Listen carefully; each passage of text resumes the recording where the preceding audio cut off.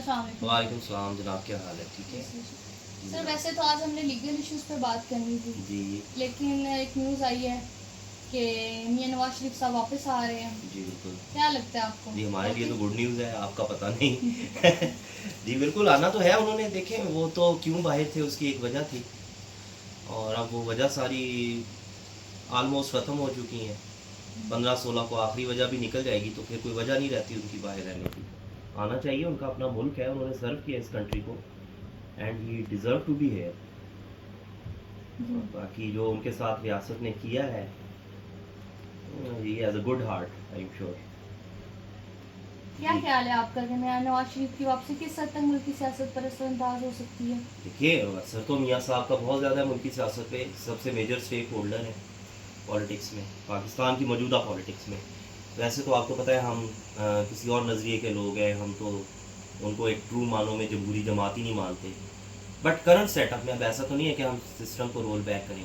Current setup के अंदर मियाँ नवाज शरीफ जो है, he is somehow better than others, so I think is a major stakeholder. Plus 3 दफ़ा उन्होंने प्राइम मिनिस्टरशिप इंजॉय की हुई है ऑलरेडी, एक्सपीरियंसड हैं। और मुल्क हमारे जिस हालात में, इसमें एक ऑर्डिनरी आदमी पाकिस्तान को इन हालात से निकाल ही नहीं सकता। और अगर हम इनको रेट करें 1 2 3 में, तो Nawaz Sharif is the only option we have. क्या पाकिस्तान आते ही जेल जाएंगी? देखें, जेल तो जाना तो नहीं चाहिए उन्हें, क्योंकि उन्होंने कोई ऐसा जुर्म मेरे नज़दीक तो नहीं किया हुआ कि उनको जेल में डाला जाए। पहले डाल के क्या क्या कर लिया, सिवाय उनको एक अजियत दी। उनकी वाइफ भी चली गई इसी दौरान। बहरहाल जो मरियम नवाज़ केस का एक फ़ैसला आ चुका है, जिसके अंदर उन्हें सज़ा भी हुई, वो फ़ैसला आने के बाद तो केस वैसे ही काफ़ी कमज़ोर हो चुका है। तो मेरा ख्याल है मियाँ साहब कोई जेल वेल नहीं जाएंगे, उनको बेल हो जाएगी। क्या जेल हो लगता है जाएगी। आपको जनरल इलेक्शन में अक्सरियत किस जमात के पास होगी? देखिए, again I have few reasons to, that's why मैं कुछ वजूहात हैं जिनकी बिना पे मैं ये बिलीव करता हूँ कि PMLN is the most favourite. क्योंकि मुल्क जिन हालात में इस वक्त है, ये बड़े संजीदा हालात, पाकिस्तान पहले इन हालात में नहीं आया। ये याद रखिए, पाकिस्तान इस वक्त अपनी हिस्ट्री लो पे है। तो इसमें एक स्ट्रॉन्ग पास्ट है PMLN का क्राइसिस को मीट करने का, जिसमें हमने 2 बार देखा। एक दफ़ा जब हमने न्यूक्लियर एक्सप्लोजन्स किए, जब मियाँ साहब ने सफ़ेद लफ्ज़ों में, क्लियर वर्ड्स में अमेरिका को कह दिया एब्सोल्युटली नॉट। अमेरिका ने हमें बड़ा पैकेज ऑफ़र किया था, बड़ा कुछ, कि आप न्यूक्लियर टेस्टिंग ना करें। बट मियाँ साहब का वो बड़ा ब्रेव एक था जेस्चर, उन्होंने एब्सोल्युटली नॉट बोला अमेरिका को और धमाके कर दिए। उसके बाद हमारे ऊपर सैंक्शंस लगी। उन सैंक्शंस के दिनों में मियाँ साहब ने जिस तरह से सर्वाइव करवाया, उसकी भी 1-2 रीज़न है जो कि नोन है बड़ी, और वो हम आगे चल के डिस्कस करते हैं। तो एक स्ट्रॉन्ग पास्ट है और उसके अलावा फिर प्रैक्टिकल अप्रोच है। ये एक वाहिद पार्टी है जिसकी प्रैक्टिकल अप्रोच है। आप अगर ये जितनी भी बड़ी पार्टियां हैं हमारी, इनके एजेंडा उठा के देखें, ये बेसिकली ख्वाब दिखाना,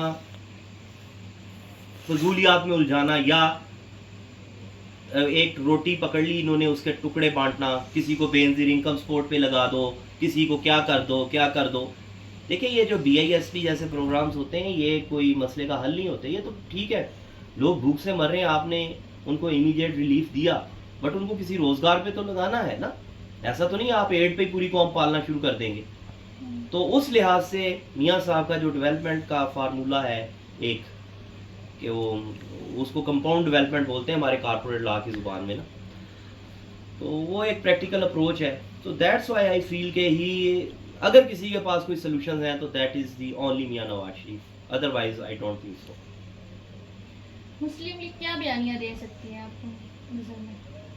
देखिए, बयानिया तो उनका एक ही है, मुस्लिम लीग का एक ही बयान है, डेवलपमेंट। वो डेवलपमेंट देते हैं, अदरवाइज वो कोई इस तरह की नज़रियाती लंबी चौड़ी छोड़ने वाले लोग ही नहीं हैं। ख़ासतौर पे मियाँ नवाज शरीफ तक की मैं बात करूँगा कि he is very practical person. वो प्रैक्टिकल भी है और वो आदमी जो है वो डेवलपमेंट पे फोकस्ड है। वो इधर उधर की, ये क्या लेफ्ट की पॉलिटिक्स होती है, क्या राइट की, वो इन चीज़ों में पड़ता कम है बंदा। ठीक है, उनको हालात ने इतना मजबूर कर दिया कि उनको एक बयानिया लेना पड़ा था, मगर अब उन्होंने छोड़ दिया। जैसे ही वो सिचुएशन डिस्पोज ऑफ हुई, उन्होंने वो बयानिया भी छोड़ दिया। अदरवाइज उनका तो है ही डेवलपमेंट, और इस वक्त मुल्क को चाहिए भी वही। हमें अब कोई नए नए बयानिए चाहिए भी नहीं। पहले जिन जो मनगढ़ंत बयानियों ने इस मुल्क का हाल जो कर दिया है, मेरा नहीं ख्याल नवाज शरीफ को इस तरह का बयानिया जिस तरह के खान साहब देते फिरते हैं, कभी मुझे अमेरिका ने, कभी साइफर आ रहा है, कभी क्या आ रहा है, कभी क्या आ रहा है। He is a very serious practical person. I don't think so he will involve himself in such nonsense. ऐसी कोई नॉनसेंस नहीं करेगा, सीधी सीधी बात करेगा, ये करना है जी, ये करना है, हाँ yes that's it. So that's why I think उनका बयानिया तो डेवलपमेंट ही है, मुस्लिम लीग का ले दे के घूम फिर के डेवलपमेंट है, और उन्होंने काम भी किया इसमें। अच्छा सर, क्या 1.5 साल की पीडीएम की कारकर्दगी का बैगेज मुस्लिम लीग को हॉन्ट करेगा? ये देखें, ये अजीब बात हो रही है जी, आपने 1.5 साल में ये कर दिया, 1.5 साल में ये कर दिया, ये बिल्कुल हॉन्ट नहीं करेगा। आई डोंट नो, ये जो मीडिया पर्सन्स टीवी पे बैठते हैं, एनालाइज करते हैं, ये अवाम के साथ कनेक्टेड नहीं है। देखिए, पोलराइजेशन है हमारे मुआशरे में। पीटीआई का वोटर नहीं टूटा था, वो उधर ही है। वेयरएज पीएमएलएन का वोटर भी नहीं टूटा, वो भी उधर ही है। एक स्विंगिंग वोट होता है, वो नवाज शरीफ को जाना ही जाना, क्योंकि इमरान खान तो मैदान में नहीं है। और दूसरी बात, बयानिया क्या कौन सा बैगेज है उनके पास? तो अचीवमेंट्स हैं, और आप देखेंगे जब ये इलेक्शन कैंपेन शुरू करेंगे ना, और वाकई अचीवमेंट है। पाकिस्तान उस वक्त फाइनेंशियल इमरजेंसी में था जिस दिन पीडीएम ने टेक ओवर किया है। उन्होंने पाकिस्तान को डिफॉल्ट से बचाया है। और डिफॉल्ट जो कौमें हुई हैं, अगर आप कभी गूगल पे जाके सर्च करें, आपको पता चले कि क्या गुजरती है। हमारे पड़ोस में श्रीलंका होके हटा, उन्होंने जैसे भी है उन्होंने डिफॉल्ट से बचाया, और ये उनका अचीवमेंट है। बाकी अब देखें, मुल्क वैसे डूबता जा रहा है। आप उसमें आपको ये पड़ी हुई है कि दालचीनी की प्राइस क्या है, मुल्क वैसे ही जा रहा है, और आपको इस चीज़ की पड़ी हुई है। जब हम इस तरह की कोई भी रियासत इस तरह की इमरजेंसी की सिचुएशन, वार लाइक सिचुएशन में चली जाती है, तो फिर वो छोटी छोटी सेक्रीफाइसेस मैटर नहीं कर रही होती, बड़ी ओवरऑल पिक्चर देखनी होती है। बहरहाल उस फेज़ को सर्वाइव किया है, और हम वो फेज़ अब सर्वाइव कर गए, तो अब उससे अगले फेज़ में इंशाल्लाह हम जाएंगे। हम इंशाल्लाह अब खतरे से बाहर आ जाएंगे, अगले 1-2 साल में उम्मीद है हम खतरे से बाहर होंगे इंशाल्लाह। सर, आप क्यों समझते हैं कि मौजूदा हालात में नवाज शरीफ ही बेहतर ऑप्शन है? देखिए, मैंने ऑलरेडी बताया कि he is the only one with practical approach. किससे कहानियां नहीं है उस बंदे के पास। वो जो 4-5 वो बातें बताएंगे आपको, ये देख लीजिए, यही होगा। मियां नवाज शरीफ की जो पॉलिटिक्स को फॉलो करते हैं वो समझते हैं। वो बंदा को 5-6 बातें बताएगा, या तो ये कहेगा जी मैं यूथ प्रोग्राम चलाऊंगा, हेल्थ प्रोग्राम चलाऊंगा, रोडें बनाऊंगा, इन्वेस्टमेंट लाऊंगा। दूसरी बात, he is the only politician in Pakistan right now जिसकी इंटरनेशनल एंगेजमेंट्स है। चाइना उस बंदे पे ट्रस्ट करता है, सऊदी अरेबिया उस बंदे को ट्रस्ट करता है। और सऊदी अरेबिया, अब ये देखें, हमारे लोग सोचते नहीं है, ये जी सऊदी अरबिया आता है, ये जद्दा गया, ये वो, जब इमरान खान ये अपने उन अदवार में कर रहा था, इवन ये उनको बोलता था उन ताकतों को, जी ये चोर है, इसको आप पैसे ना दें, इसको ये, हालांकि वो उसको थोड़ी दे रहे होते थे, वो पाकिस्तान के साथ कर रहे थे जो भी अपनी फाइनेंशियल एंगेजमेंट्स कर रहे होते थे। उन्होंने तो इसको एक गिफ्ट दिया जो बाद में दुबई की मार्केटों में रुलता फिरा। तो इस बंदे का कोई मुकाबला ही नहीं था मियां साहब के साथ। एक बिल्कुल, क्या इसको आप कहें, मतलब इतनी घटिया हरकत, उनको ताने किस चीज़ के दे रहा था और खुद क्या निकला है ये। So I think Mian Nawaz Sharif is the only option we have right now. और ये जब आप देखेंगे इलेक्शन के करीब, जब जैसे जैसे हम जाएंगे तो ये चीज़ें खुलेंगी। वो डेवलपमेंट का देगा बंदा, इन्वेस्टमेंट करेगा, लाएगा, कमिट करवाएगा कुछ ताकतों से या बैरूनी ममालिक से। और अमेरिका ने जिस तरह वो पनामा में डर्टी रोल प्ले किया था, एक्चुअली नवाज शरीफ को निकालने में भी अमेरिका इन्वॉल्व था समहाउ, क्योंकि उन्होंने, अगर वो चाहते तो वो सिचुएशन को अवॉइड करवा सकते थे, बट चलो जो भी है, हम उसमें इन्वॉल्व नहीं होते। तो बहरहाल he is an acceptable person to international community as well.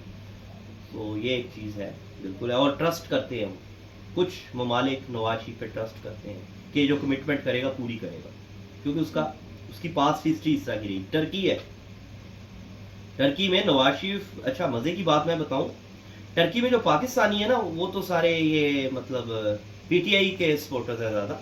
Where as जो टर्किश लोग हैं ना, जो चंद लोग पाकिस्तान की पॉलिटिक्स को फॉलो करते हैं, they praise Nawaz Sharif, they don't like Imran Khan at all.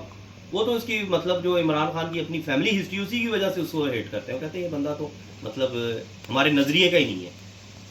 Same case in Malaysia. मलाई लोग जो है, खासतौर पर डॉक्टर महातीर मोहम्मद, ये कहता था ना कि मैं महाथीर मोहम्मद को मैं आइडियलाइज करता हूँ। जैसे ये पूछो कि महाथीर मोहम्मद ने 3 इंटरव्यू दिए, क्योंकि मेरी स्कूलिंग भी मलेशिया से है। तो उन दिनों में मज़े की बात यह है कि नवाज शरीफ साहब उधर ही थे, पाकिस्तान के प्राइम मिनिस्टर थे। तो महाथीर मोहम्मद को मैं ऐसे ही सर्च कर रहा था, तो उससे 2-3 जगह ये कहा है कि नवाज शरीफ का जो डेवलपमेंट माइंड है ना, वो मुझे अट्रैक्ट करता है। मतलब वो नवाज शरीफ को आइडियलाइज करता है कुछ चीज़ों। So hopefully he will be back and the things will improve इंशाल्लाह। सर क्या नवाज शरीफ और मौजूदा एस्टेब्लिशमेंट एक पेज पर है? देखिए इनके पास ऑप्शन क्या है, अब तो पेज कोई बचे ही नहीं है। एस्टेब्लिशमेंट के पास नवाज शरीफ है, नवाज शरीफ के पास एस्टेब्लिशमेंट है। अब तो लड़ने का रूम ही नहीं बचा। इन हालात में तो लड़ ही नहीं सकते। ये चौचले तो होते हैं जब आप स्टेबल हों, सेफ साइड पे खड़े हो, फिर आप इन चीज़ों पे बहस मुबाहिसे करते हैं। सो अब तो ऑप्शन ही कोई नहीं है ना। एस्टेब्लिशमेंट पे के पास नवाज शरीफ के अलावा कोई ऑप्शन है, नवाज शरीफ के पास एस्टेब्लिशमेंट के अलावा कोई ऑप्शन है। यानी अब ये इनकी ज़बरदस्ती की शादी है और जिन्होंने निभानी है, because that is necessary for the sake of Pakistan. ठीक है इंशाल्लाह। Thank you. Okay, thank you.